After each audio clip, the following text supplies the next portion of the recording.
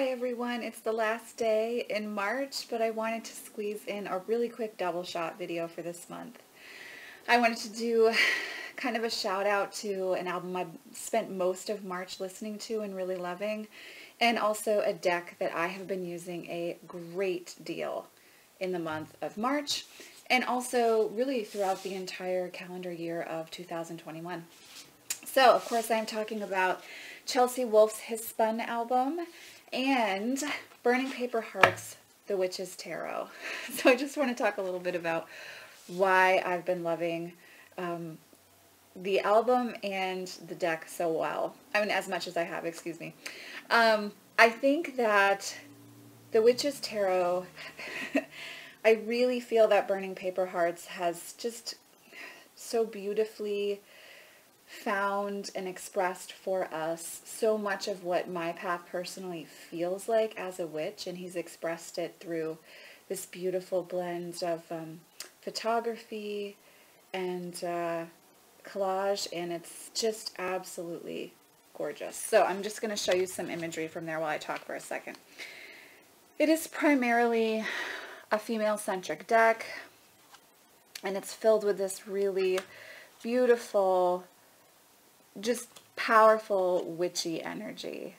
And I've done a video on the channel talking about the deck and how to work with majors only decks if you are interested in that. This is indeed a majors only deck, just so that you know, but it's absolutely gorgeous and very moody and decadent and dark and a little bit gothic, and you all know that I am a goth at heart, as always, and I love the feel of this deck. He's just perfectly created this very kind of occult yet very much steeped in sacred feminine energy with this deck, and a lot of the expression of our pagan path for many of us that is unique unto itself. So let's talk about Hiss Spun.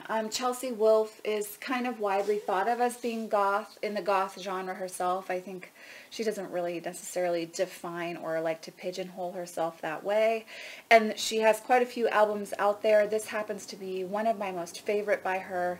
And this album, if you have listened to the album and worked with this deck, then to me, they go hand in hand together. They're so dark and gritty and occult and delicious and a little bit mysterious and a little bit dirty, and you get this feeling of like hair and bones and the woods and the ocean and like sand, like sand at the ocean when it's wet and damp in the morning.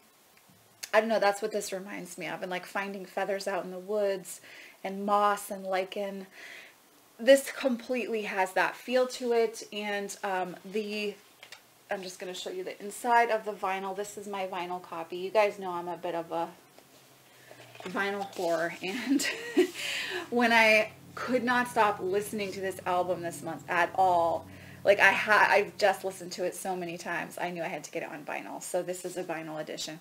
Some of my favorite songs on this album, for those of you who might be interested, 16 Psyche, Vex, The Culling. The Culling may be, I don't know, I'm torn between 16 Psyche and The Culling as my two top favorite tracks.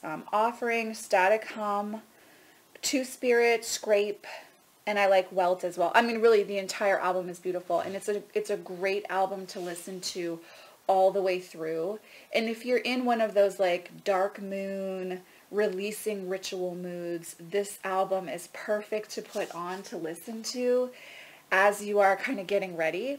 And I believe that Chelsea said that a lot of this album has to do with the fact that she has, I guess, real struggles with being able to sleep.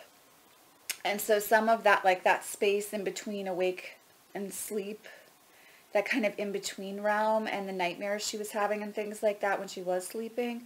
A lot of this album is, the songwriting is kind of pulled from those experiences.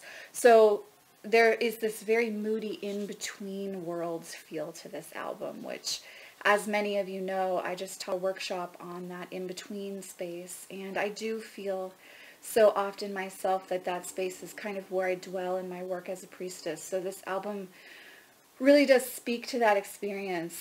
And she just creates such beautiful sonic realms for us with the effects she uses with her guitar. And it's a very haunted album.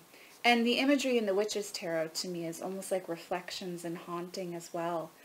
Again, there's that sense of moss and lichen and the woods and twilight and an in-between space and, you know, a ritual that comes in with the Witch's Tarot as well. So if you enjoy one, you're probably going to enjoy the other if you work with tarot as well. So this is my double shot for March 2021. We missed a few months, but we're getting back on track now.